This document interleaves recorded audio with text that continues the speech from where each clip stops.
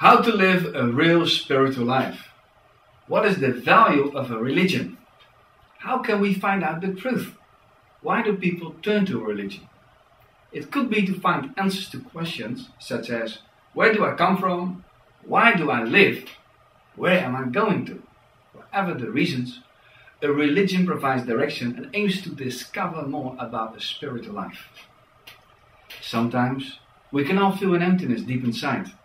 That's because we have lost our close union and harmony with our Creator. Each religious book describes a method to deal with this emptiness and a pathway to reach a so-called divine destination. Which method really works? And which pathway should we follow? Which religious book is really inspired by God? In such a book we have to discover more about God as the Creator. In the movie The Reason for God, I explain why.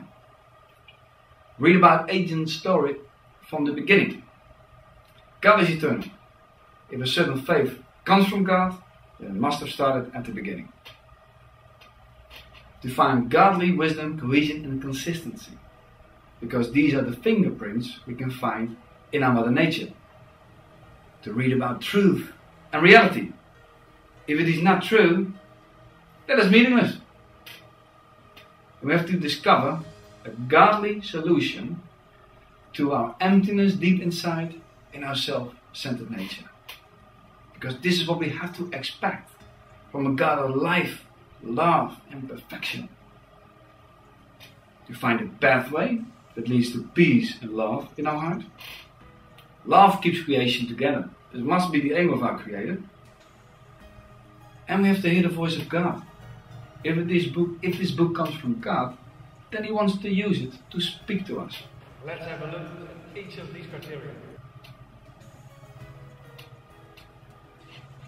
The Creator. Is God described in the Bible as the Creator of our life? The Bible reveals God to us as the Creator of our universe and life. We have been created so God could share His life and love with us. We all have a desire for real love and happiness, and we all want to be respected and loved. It's a God-given design. Only too often we try to get this love from an inappropriate source. Ancient stories. Do the biblical stories really date from the beginning of mankind? The biblical stories are indeed very old. Around 15,000 tablets of clay, written around 2300 before Christ, were found in Syria. The stories from this source display similarities to the stories found in the first book of the Bible. Archaeologists have discovered many ancient places and found evidence that confirms facts as stated in the Bible. Now, what about cohesion and consistency? Can we discover a divine, godly and cohesion and consistency in the Bible? The Bible is a collection of 66 books written in 1500 years by 40 authors. It consists of two parts, the Old and the New Testament. There is a remarkable harmony and consistency between all these books. In the first part, the Old Testament, we can read how the first people lost their glorious lives with God. And we can find more than 60 prophecies about the Messiah who would come to restore our union with God. These detailed prophecies describe His whole life, from the very beginning until His very end. All of these elements define the identity card of the true Jewish Messiah. Professor Stoner calculated the probability that one man fulfills only 8 important prophecies.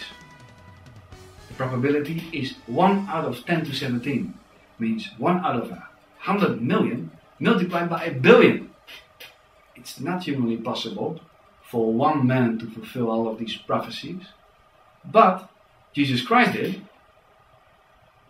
And we have to remember that most of the prophecies about the Messiah are dated more than 600 years before Jesus Christ was born. And the Old Testament was closed and translated in Greek before the 2nd century before Christ.